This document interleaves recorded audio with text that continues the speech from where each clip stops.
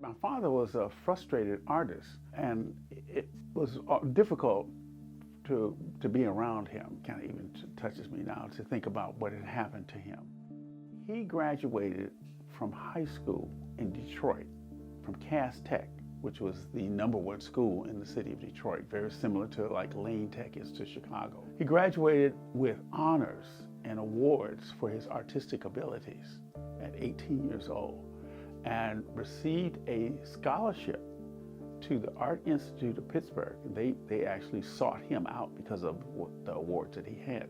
And a month after they had sent him this acceptance letter, they sent him a second letter that said, "We can't let you in here because you're black. You should know that." And they took it back, the scholarship, with no apology, no compensation, no nothing. I found out about this in the 1990s, just before he died. He had kept it a secret all of that time, his whole life, that this had happened to him. In 2018, now I, his son, am an art collector of note, and I received a request by the New York Times to come and do an interview of me and my collection. So I was in the room talking about that painting, The Nuclear Family, and talking about it and about what had happened to my father. They wrote that up in the article. Little did I know that somebody in Pittsburgh had read that article, and they had figured out that this T. McCoy on a piece that they owned was the same T. McCoy that I was talking about, my father. The name on the back was always curious to me. I Googled that name, and a painting his father had done had come up. I believe it was The Nuclear Family, and nothing more. And it was curious to me that a guy with such talent had no other offerings. So I found Patric. He had been well noted on the internet as a collector, and I just put two and two together that was his son. They started calling me, and I didn't answer the phone because it was a Pittsburgh exchange, and I don't know anybody in Pittsburgh. I called him for weeks in vain, and if not longer. So it just kept going on and months, almost out to a year. And he never got in touch with me. I got a call from my organization, Das Rhythms. They said, "This man from Pittsburgh has been calling, and he wants to talk to you, that he says he has a piece of your father's work."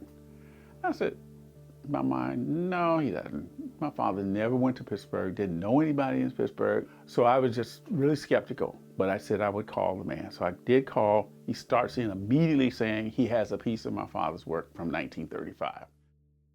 I was a young man kicking around a garage sale. There it was on the floor with a piece of masking tape on the glass for $3. I don't even know if I paid that for it. At the time, I just found it intriguing, very interesting. The characters, their form, the movement, everything about it was just curious to me. So he showed me on the screen this yellowed card that had been attached to the back of the piece, and it had the principal's name of Cass Tech in 1935, the art teacher in 1935. My father's address when he lived in Detroit was in there, his signature, his age. I said, oh my God, this is my father's work. This was part of his portfolio that he had sent to the Art Institute of Pittsburgh in 1935. So I said, oh, I definitely want to have that. Something in my heart told me that it was, meant for him. He was a collector, it was his father's. What a better piece to have than something that your father created. But he said, I've been trying to get in touch with you for almost a year, and I'm getting ready to move. And I could not take this piece with me to my new place. Reluctantly, I had limited space. I have a friend that runs that auction company, and I brought him over, and he saw it and just immediately gravitated towards it and said this would be ideal. I let him select that, and he took it to the auction. Once that happened, it was made clear to me I was under contract with the auction company that was it. And and it already, in that short period of time, had been bid over $1,000. And the bid was coming out of Washington, D.C. And I've discerned since that this was the Smithsonian, the African American Museum. I was very distraught because I realized no matter what I do, I could never get it.